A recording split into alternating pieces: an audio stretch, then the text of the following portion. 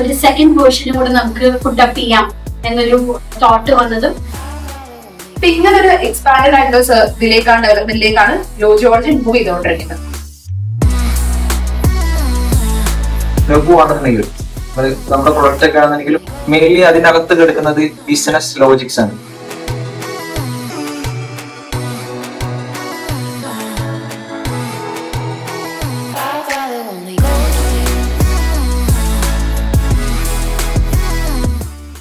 Hi, എൻ്റെ പേര് നൗഫൽ.